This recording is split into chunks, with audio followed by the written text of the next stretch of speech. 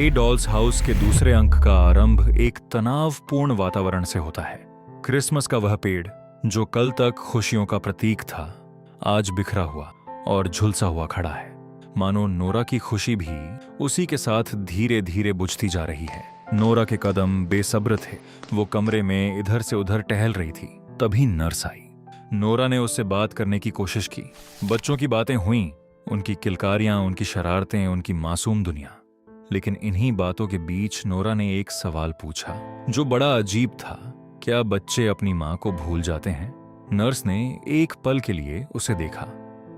यह सवाल सिर्फ जिज्ञासा नहीं था, इसमें कुछ और था, एक छुपा हुआ दर्द।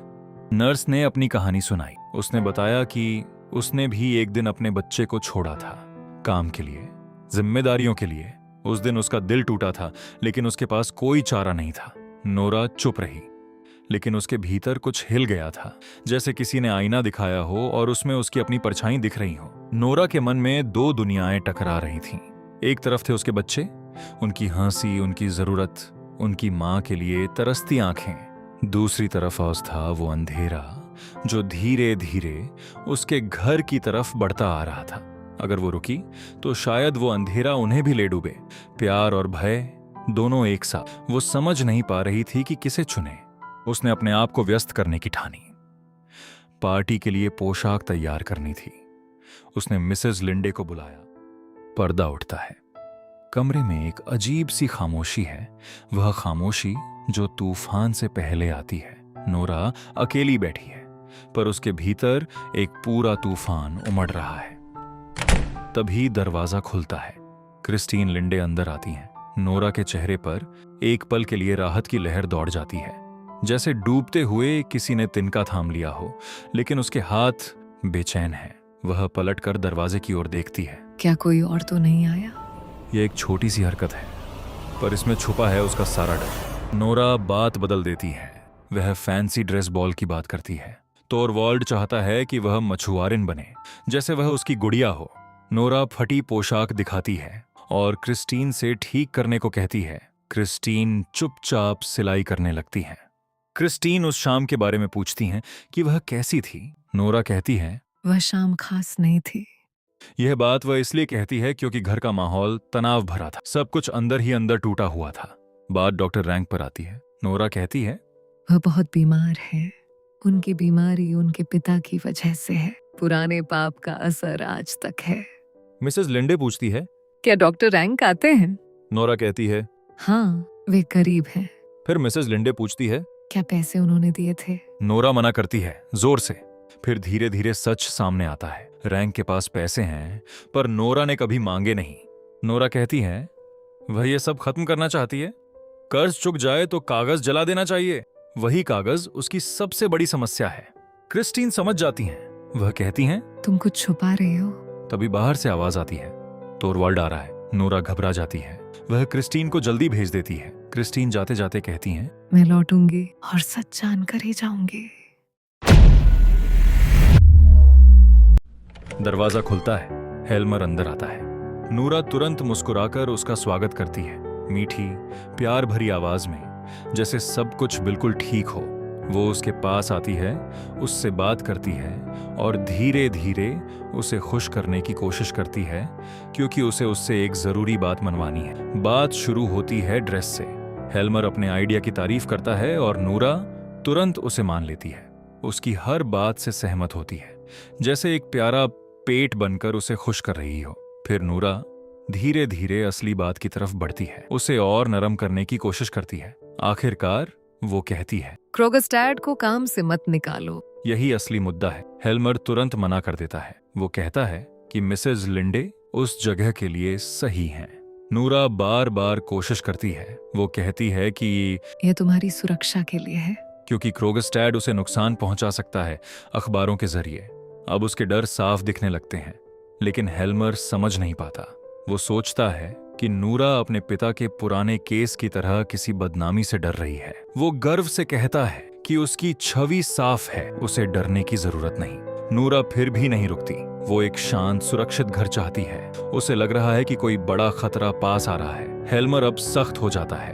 वो कहता है कि अगर वो नूरा की बात मानेगा तो लोग उसे कमजोर समझेंगे, उसके लिए इज्जत ज्यादा अहम है। फिर वो असली वजह बताता है। क्रोगस्टैड उसका पुराना दोस्त था, लेकिन अब वो उससे बहुत खुलकर बात करता है, जैसे बराबरी हो। ये बात हेल्मर को चुभती है, इसलिए वो पक्का फैसला करता है और तुरंत क्रोगस्टैड को निकालने के लिए चिट्ठी भेज देता है। नूरा घबरा जाती है, वो उसे रोकने की कोशिश करती है, कहती है ये हमें बर्बाद कर देगा, लेकिन अब बहुत देर हो चुकी है। हेल्मर शांत रहता है, उसे लगता है कि नूरा सिर्फ प्यार में परेशान हो रही है, उसे असली खतरे का अंदाजा नहीं। वो कहता है मैं सब संभाल लूंगा, एक आदमी की तरह। उसे इस बात पर गर्व है, लेकिन नूरा डर जाती है। वो जानती है इसका मतलब क्या हो सकता है। हेल्मर उसे टारेंटेला डांस की प्रैक्टिस करने को कहता है और अपने कमरे में चला जाता है। अब नूरा अकेली है, वो डर से जम जाती है। उसे समझ आता है कि हेल्मर बिना सच्चाई जाने सब कुछ बिगाड़ सकता है। धीरे से वो कहती है मुझे इसे रोकना होगा किसी भी तरह। अभी दरवाजे की घंटी बजती है। डॉक्टर रैंक आ चुके हैं। यहीं से कहानी मोड़ लेती है। अब खतरा सच में करीब आ चुका है और नूरा के पास वक्त बहुत कम है। दरवाजे की घंटी बजती है। डॉक्टर रैंक अंदर आते हैं। नूरा तुरंत उन्हें रोकती है। वो नहीं चाहती कि वो हेल्मर के पास जाएं। वो उनसे अकेले में बात करना चाहती है। रैंक की बातों में अजीबपन है। वो इशारा करते हैं कि उनका समय कम है। नूरा घबरा जाती है, लेकिन फिर उसे राहत मिलती है जब उसे पता चलता है कि ये उसकी समस्या नहीं, रैंक की अपनी बीमारी है। रैंक सच बताते हैं, वो मर रहे हैं। वो कहते हैं कि उनका शरीर खाली हो चुका है। ये बीमारी उन्हें उनके पिता की गलतियों से मिली। उन्हें लगता है जिंदगी ने उनके साथ इंसाफ नहीं किया। नूरा इस भारी बात से बचना चाहती है। वो बात बदल देती है, खाने पीने की मजाक करती है, माहौल हल्का करने की कोशिश करती है, लेकिन रैंक फिर गंभीर हो जाते। वो मौत की बात करते हैं, सब कुछ छोड़कर जाने की बात करते हैं। नूरा उन्हें संभालने की कोशिश करती है। फिर नूरा एक मौका देखती है। वो सोचती है कि उनसे मदद मांगे। वो एक बड़ी मदद का इशारा करती है। रैंक तुरंत तैयार हो जाते हैं, लेकिन नूरा कुछ कहे उससे पहले रैंक अपने दिल की बात कह देते हैं। वो कहते हैं कि वो नूरा से प्यार करते हैं और उसके लिए अपनी जान भी दे सकते हैं। नूरा चौंक जाती है। सब कुछ बदल जाता है। अब वो उनसे मदद नहीं मांग सकती, ये गलत लगेगा। वो उनसे दूर हो जाती है। वो लाइट जलाने को कहती है। वो साफ दूरी चाहती है। वो कहती है रैंक ने गलत किया, उनकी दोस्ती अब वैसी नहीं रह सकती। रैंक फिर भी मदद देने को तैयार है, लेकिन नूरा मना कर देती। वो कहती है कि उसे किसी मदद की जरूरत नहीं, कि सच ये नहीं है, पर अब वो मान नहीं सकती। वो फिर से सामान्य बनने की कोशिश करती है। वो कहती है कि वो पहले की तरह आते रहें। वो अपनी असहजता छिपाती है। अंत में नूरा एक अहम बात वो कहती है कि कुछ लोगों से वो गहरा प्यार करती है, जैसे अपने पति से, लेकिन कुछ लोगों के साथ, जैसे रैंक, वो खुद को ज्यादा आजाद महसूस करती है। ये सीन बहुत अहम है। नूरा के पास एक रास्ता और बंद हो जाता है। अब उसके विकल्प कम हो रहे हैं। तनाव और बढ़ता जाता है। दरवाजा खुलता है। नौकरानी अंदर आती है और नूरा को एक कार्ड देती है। कार्ड देखते ही नूरा के चेहरे का रंग बदल जाता है। वो घबरा जाती है और तुरंत उसे छिपा लेती है। साफ दिखता है कि बात बहुत गंभीर है। वो कार्ड क्रोगस्टैड का है। नूरा कुछ नहीं कहती, लेकिन उसकी प्रतिक्रिया सब बता देती है। डॉक्टर रैंक को शक होता है। वो पूछते हैं क्या हुआ। नूरा तुरंत झूठ बोलती है। वो कहती है कि ये उसके नए ड्रेस के बारे में है। वो सच छिपाने की पूरी कोशिश करती है। फिर नूरा रैंक को हेल्मर के कमरे में भेज देती है। वो चाहती है कि हेल्मर व्यस्त रहे। उसे अकेले में इस परेशानी का सामना करने के लिए थोड़ा समय चाहिए। इसके बाद नूरा नौकरानी से पूछती है उस आदमी के बारे में। नौकरानी बताती है कि वो आदमी किचन में इंतजार कर रहा है। वो पीछे की सीढ़ियों से चुपके से आया है। नूरा ने उसे रोकने की कोशिश की थी, लेकिन वो नहीं माना। वो उससे मिलने पर अड़ा हुआ है। इससे तनाव और बढ़ जाता है। नूरा धीरे से कहती है उसे चुपचाप अंदर लाओ और ध्यान रखना ये बात किसी को पता न चले। वो इसे सरप्राइज कहती है, लेकिन असल में वो डर से कांप रही है। जैसे ही नौकरानी चली जाती है, नूरा टूटने लगती। वो कहती है वो भयानक चीज अब होने वाली है। उसे लगता है अब कुछ भी रोक नहीं सकता। फिर वो एक अहम काम करती है। वो हेल्मर के कमरे का दरवाजा बंद कर देती है। वो अभी के लिए उसे सच से बचाना चाहती है। यही वो पल है जब खतरा सच में सामने आ चुका है। अब नूरा उससे बच नहीं सकती। उसका राज अब खुलने ही वाला है। दरवाजा धीरे से खुलता है। क्रोगस्टैट चुपके से अंदर आता है। नूरा तुरंत उसे धीमे बोलने को कहती है। उसे डर है कि हेल्मर सुन सकता है। क्रोगस्टैट कहता है कि उसे नौकरी से निकाल दिया गया है। नूरा कहती है कि उसने कोशिश की थी पर वो उसे बचा नहीं सकी। तभी क्रोगस्टैट इशारा करता है कि उसे उसका राज्य पता है। वो उसे खतरे की याद दिलाता है। वो उसे बेनकाब कर सकता है। नूरा घबरा कर कहती है, हेल्मर को कुछ नहीं पता। एक पल के लिए क्रोगस्टैट नरम पड़ता है। वो कहता है कि उसके भी एहसास है, लेकिन जल्दी ही उसका असली मकसद सामने आता है। वो कहता है कि वो अभी सच उजागर नहीं करेगा। उसे पैसे नहीं चाहिए, उसे ताकत चाहिए। नूरा समझ नहीं पाती। फिर वो अपनी योजना बताता है। वो बैंक में अपनी नौकरी वापस चाहता है और उससे भी ऊंचा पद। वो चाहता है कि हेल्मर उसे ऊपर उठाने में मदद करे। नूरा मना कर देती है। वो कहती है कि हेल्मर कभी नहीं मानेगा। क्रोगस्टैट कहता है वो उसे मजबूर करेगा। वो नूरा के मन को भी पढ़ लेता है। वो कहता है कि उसने भाग जाने या अपनी जान लेने के बारे में सोचा होगा। नूरा मान लेती है कि उसने सोचा था पर उसमें हिम्मत नहीं थी। ये दिखाता है कि वो कितनी टूट चुकी है। क्रोगस्टैट उसे चेतावनी देता है। वो कहता है कि अगर वो मर भी गई तब भी उसका नाम उसके हाथ में रहेगा। फिर सबसे भयानक बात सामने आती है। वो कहता है कि उसने हेल्मर को एक चिट्ठी लिख दी है। उसमें सब कुछ सच लिखा है। नूरा उसे रोकने की कोशिश करती है। वो कहती है उसे फाड़ दो। वो पैसे भी देने को तैयार है, लेकिन क्रोगस्टैट मना कर देता है। अब उसे पैसे नहीं चाहिए। वो चला जाता है। नूरा को एक पल के लिए उम्मीद होती है कि शायद वो रुक जाएगा, लेकिन तभी चिट्ठी लेटर बॉक्स में गिरती है। यही वो पल है जब सब कुछ बदल जाता है। अब नूरा के हाथ में कुछ नहीं बचता। वो टूटकर कहती है, अब कोई उम्मीद नहीं रही। यही सीन सबसे ज्यादा तनाव से भरा है। अब राज्य खुलने ही वाला है। नूरा का डर अब सच बनने जा रहा है।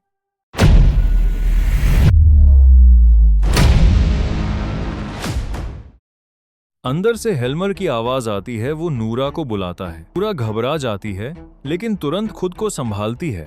वो झूठ बोलती है, मैं ड्रेस ट्राई कर रही हूँ। मिसेस लिंडे तुरंत समझ जाती हैं कि खतरा कितना बड़ा है। ही अभी भी लेटर बॉक्स में है और उसकी चाबी हेल्मर के पास है। वो जल्दी से एक योजना बनाती हैं।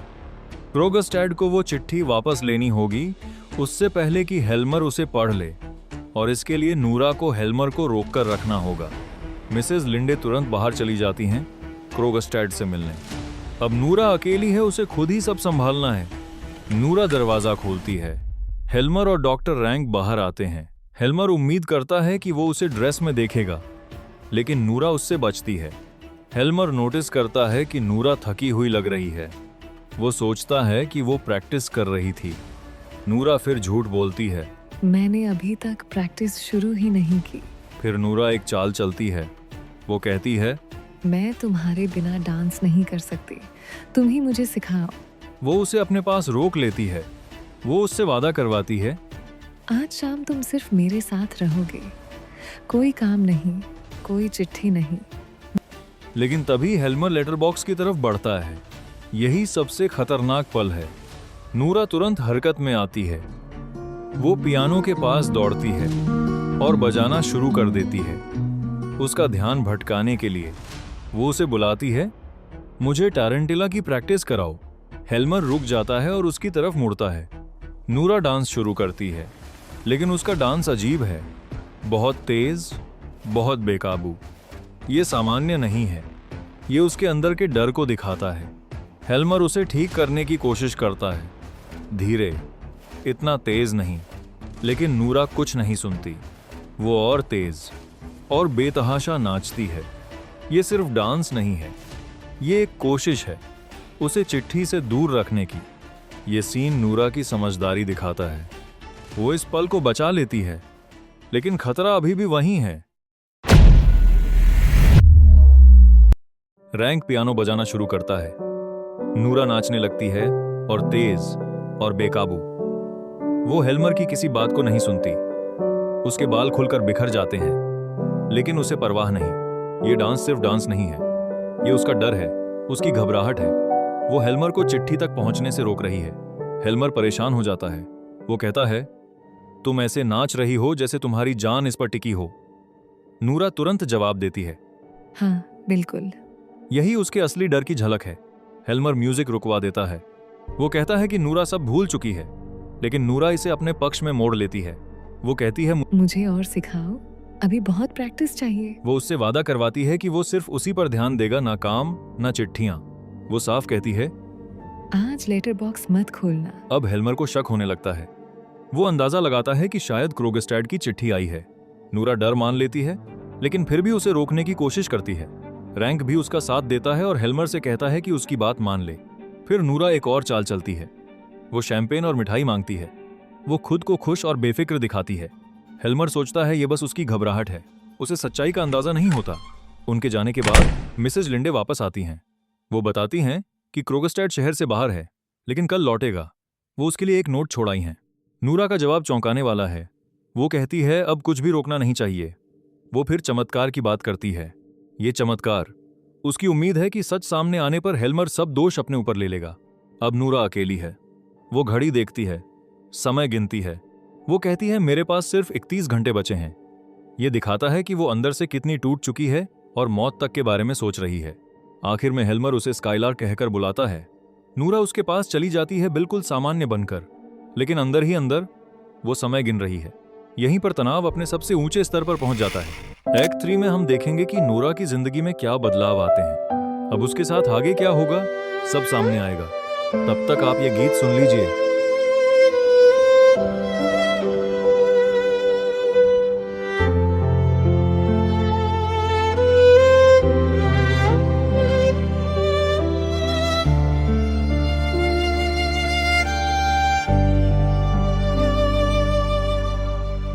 গল্প শেষ তবু শেষ নয়, শব্দগুলো রয়ে যায় চোখের কোণে, নীরব স্বপ্ন মনের ভেতর বাজে হাওয়া। আজকে তবে এখানেই থামি, সময় নিল একটু বিরতি, আবার ফিরব নতুন গল্পে, নতুন কিছুর আভাস নিয়ে জ্বলি। ততদিন তুমি ভালো থেকো, অজানা পথে আলো রেখো। গল্প কোনো রাতে হঠাৎ তা গল্প ছুঁয়ে দেখো, ছুঁয়ে দেখো।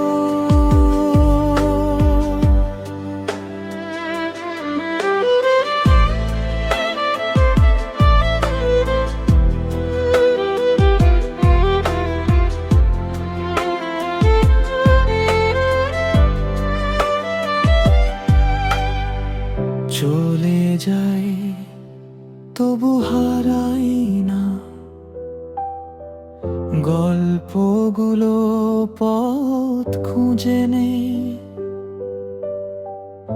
আবার দেখা হবে আমাদের নতুন কোনো গল্পের শেষে বা শুরুর বেলা।